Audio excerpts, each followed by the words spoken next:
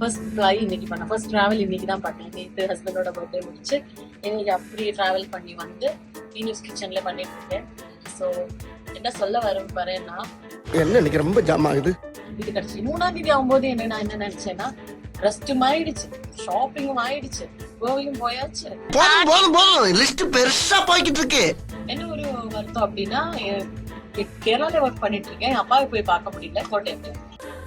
அவஸ்தப்படுறாச்சாரி. என்ன பொறுத்த வரைக்கும் மேனிஃபெஸ்டிங்ன்றது ரொம்ப மறந்துட்டியா?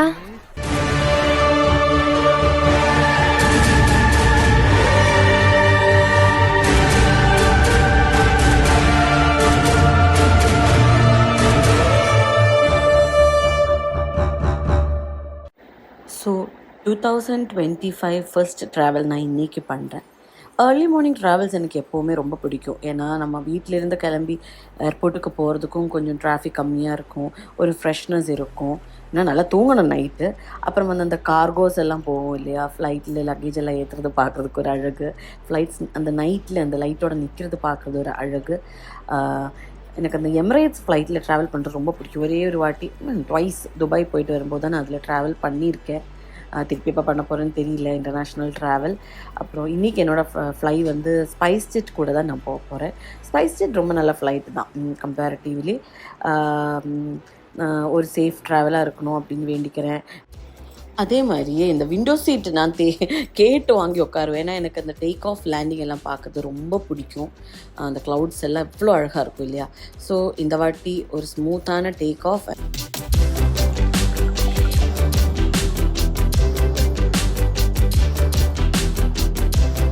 ஸ்மூத்தான லேண்டிங் ஆகிடுச்சு. கொச்சின் ஏர்போர்ட்டுக்கு வந்தாச்சு. அப்படியே அந்த ஒரு பஸ்ஸில் ஏறி ட்ராவல் பண்ணி இறங்கி, நம்மளுக்கு இந்த வாட்டி லக்கேஜ் எதுவும் இல்லை. ஸோ லக்கேஜ் கலெக்ஷனுக்காக வெயிட் பண்ண வேண்டாம். அப்படியே வெளியில் வந்தேன். கொஞ்சம் நேரம் வெயிட் பண்ண வேண்டியதாகிடுச்சு. அதுக்கப்புறம் அதோ வந்துச்சு நம்ம கார். ஸோ லொக்கேஷன்லேருந்து அனுப்பியிருக்காங்க. இங்கேருந்து நான் நேராக லொக்கேஷனுக்கு தான் போக போகிறேன். நீங்கள் கேரளா ட்ராவல் பண்ணியிருக்கீங்களான்றது எனக்கு தெரியல. ரொம்ப அழகான ஒரு ஊர். இந்த ஏர்போர்ட்லேருந்து வெளியில் வரும்போது ஒரு பிரிட்ஜ் ஒன்று வரும், அது சூப்பராக இருக்கும். அது மேலே ஏறி கீழே அந்த தண்ணி அப்படியே நிற்கும். அதெல்லாம் பார்க்குறதுக்கு எனக்கு ரொம்ப ரொம்ப பிடிக்கும். எப்போவுமே ட்ராவல் ரொம்ப என்ஜாய் பண்ணுவேன். அது கேரளான்னு இல்லை, எந்த ஊர் போனாலும் ரொம்ப ரொம்ப என்ஜாய் பண்ணுவேன். அப்படியே ட்ராவல் பண்ணி இதோ வந்தாச்சு நம்ம மீனூஸ் கிச்சனோட. இன்றைக்கி லொக்கேஷன் இங்கே தான். இன்னொரு கேரக்டர் இருக்கும், ரஷ்மி சோமன் அப்படின்னு சொல்லி, அந்த ஆர்டிஸ்டோட வீடாக தான் இந்த வீடு. ரொம்ப பெரிய ஒரு பங்களா இது. இங்கே தான் ஷூட்டிங். ஆனால் ஃபஸ்ட் டைம் தான் நான் இங்கே வரேன். எந்த வழியாக போய் எந்த வழியாக வரணும்னு எனக்கு எந்த ஐடியாவும் இல்லை, அவ்வளோ பெருசாக இருக்கும். ஸோ இன்றைக்கி ஒர்க்கு இங்கே ஆரம்பிக்கிறேன். நான் போய் நடிச்சிட்டு வரேன். பாய். ഹായ് വണക്കം, ഗുഡ് മോർണിംഗ്. ഇന്ന് ഞാൻ മീനൂസ് കിച്ചന്റെ ഷൂട്ടിംഗ് ലൊക്കേഷനിലാണ്. കേൾക്കുന്നുണ്ടോന്ന് അറിയില്ല, ഇവിടെ ഭയങ്കര സൗണ്ട് ആണ്. ഞാനൊരു സൂത്രം കാണിക്കട്ടെ. ഈ മരം കണ്ടോ, ഇത് ആക്ച്വലി ആൽമരമാണ്. പക്ഷേ ഇത് ഒരു മാവിനെയും കെട്ടിപ്പിടിച്ചിട്ടുണ്ട്. അതിന്റെ അപ്പുറത്ത് കണിക്കൊന്ന രണ്ട് മരത്തിനെ കെട്ടിപ്പിടിച്ച് എന്നെ നടുക്കാണ് ആൽമരം. സൂപ്പർ അല്ലേ. 2025 இன்னைக்கு தான் ஃபர்ஸ்ட் டே ஆஃப் ஒர்க். அது வந்து மீனூஸ் கிச்சன் கொச்சின்ல வந்து இறங்கி மீனூஸ் கிச்சன்ல ரொம்ப சந்தோஷமா இருக்கு. ஃபர்ஸ்ட் ஃப்ளை இன்னைக்கு பண்ணேன். ஃபர்ஸ்ட் டிராவல் இன்னைக்கு தான் பண்ணேன். நேற்று ஹஸ்பண்டோட பர்த்டே முடிச்சு இன்னைக்கு அப்படியே டிராவல் பண்ணி வந்து மீனூஸ் கிச்சன்ல பண்ணிட்டு இருக்கேன். ஸோ என்ன சொல்ல வரேன்னா, என்ன இன்னைக்கு ரொம்ப ஜாம் ஆகுது. இன்னும் வந்து நம்ம எப்பவுமே 1ஆம் தேதி என்ன பண்ணதோ அது அப்படியே கண்டினியூவா நடக்கும்னு சொல்லுவாங்க. ஸோ 1ஆம் தேதி நான் வந்து ஷூட் எதுவும் பண்ணல.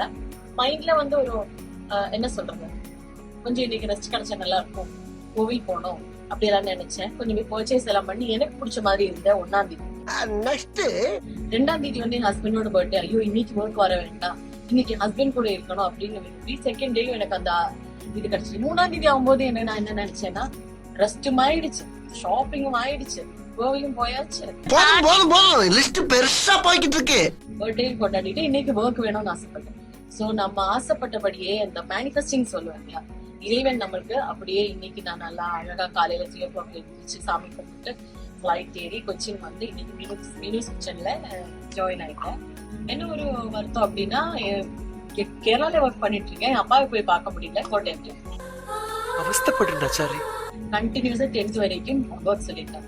But still I am very happy that I am back to my work. And இந்த வருஷம் உங்களுக்கு எல்லாருக்குமே நீங்க நினைச்சபடி எல்லா விஷயம் நடந்து நல்ல ஒரு சூப்பரான ஒரு இயர் ஆகட்டும் அப்படின்னு நான் உங்களை எல்லாரையும் விஷ் பண்றேன்.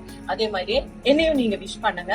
சோ என்ன சொல்றதுன்னா, என்ன பொறுத்த வரைக்கும் மேனிஃபெஸ்டிங்ன்றது ரொம்ப ரொம்ப நல்லா நடந்துட்டு இருக்கு. அப்படின்னா we have to thank universe for whatever we have and we want. தெய்வமே நன்றி சொல்வேன் தெய்வமே. சோ நம்ம முன்னாடியே ஒரு விஷயத்துக்கு நன்றி சொல்லி நம்ம உண்மையா அந்த விஷயம் பாசிட்டிவா வேணும்னு நினைச்சா அது நடக்கும். சோ இந்த இயரோட என்னோட ரெசல்யூஷன் இதுதான்.